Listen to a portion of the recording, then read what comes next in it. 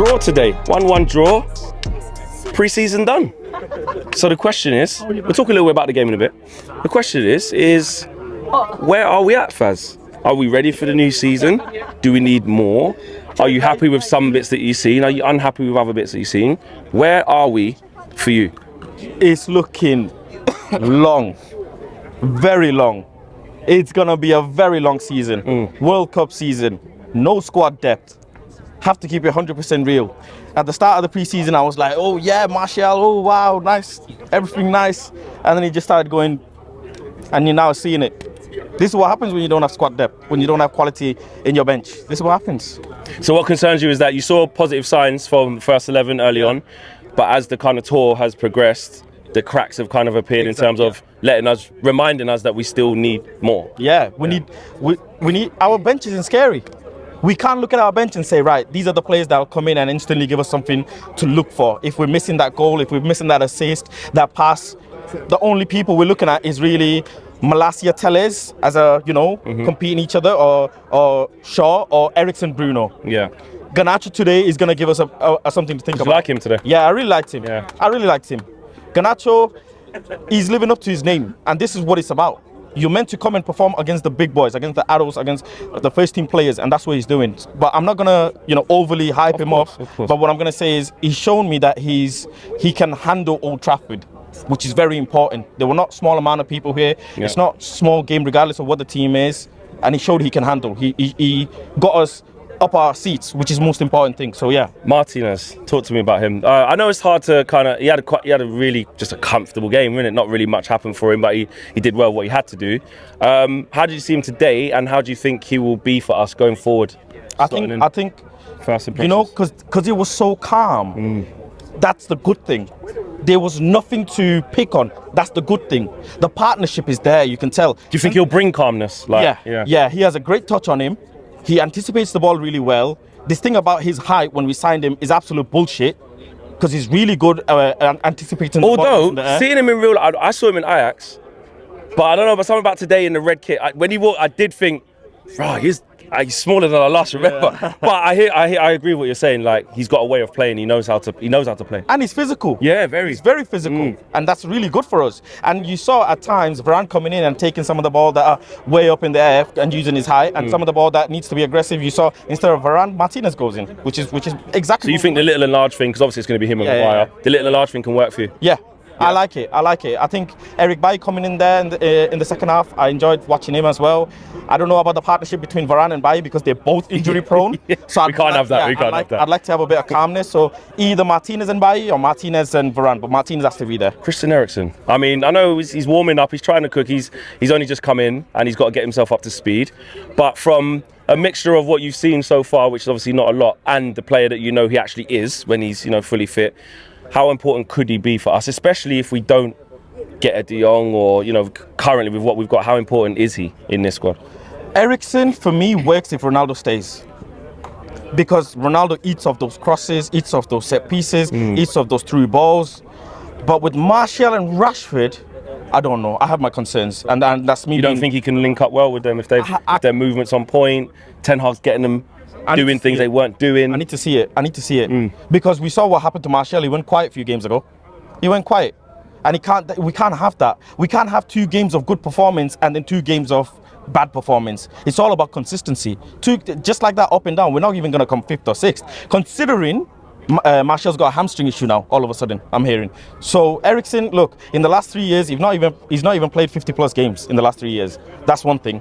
So he has to settle into the team and see how he blends in with the front 3. But we need squad depth ASAP. Saw CR7 out there today, obviously to get his fitness back. The line from the club since the get-go, they've said to us and the world, he's not for sale.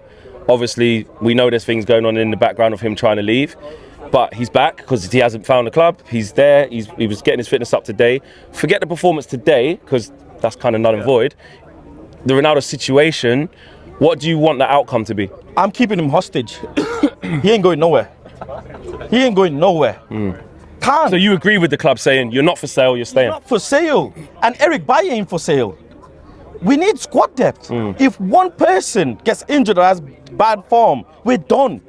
You tell me, which position do we have enough players? We don't actually. I can't go and rely on Chong. I can't go rely on Ahmad. I can't. So we need to kick I'm keeping him hostage. He's not for sale. I don't care what he wants. What type of Ronaldo do we have if that's what happens? Like, obviously he wants to go. Do you think he just knuckles down, accepts it by the time the window's shut and gets on with it? Or do you think that could be an issue because Erik ten Hag's clearly pushing Martial because he was the available striker? And listen, on tour, he was really good. He was. There's still obviously more to come from him. Do you risk upsetting that apple cart, or do you think that Ronaldo's capable of saying, you know what, I'll build back up my fitness and he'll just naturally gravitate back to the number one striker? But that's what the manager has to do. He has to make sure that everything in the dressing room is calm. Everybody has to respect him and listen to him. It doesn't matter about CR7. Shut up and play. If I'm asking you to play, you're going to play. If I'm telling you to be on bench, you're going to shut up and be in bench. I think he's got that in the locker, Ten Hag. He has to. I swear to God, he has to. Because we're not backing no player. At the end of the day, forget the name Cristiano Ronaldo. He's a centre forward who gives you goals. That's it. That's the most important thing. It's not the name. I need him as a quality player to be in there. Who am I going to... We're linked with Benjamin Sesko. Benjamin Sesko ain't played no first team football. He's just been on loan from a small club. And all of a sudden, we've seen him perform in Liverpool, against Liverpool, and people are shouting Benjamin Sesko. Where was Sesko before? We ain't seen... Not one person here can tell me they've seen enough of Benjamin Sesko to think he's a Manchester United quality player. We can't. Ronaldo's the only person after Martial who can give us goals guaranteed as well. So we can't let him go. That's all. Ten Hag has to, work something out in the changing room. Doesn't matter if Ronaldo's upset, walking off at 40, 50 minutes, whatever. I don't care. He has to stay and give us the goals. And for you to finish off, what is a successful season?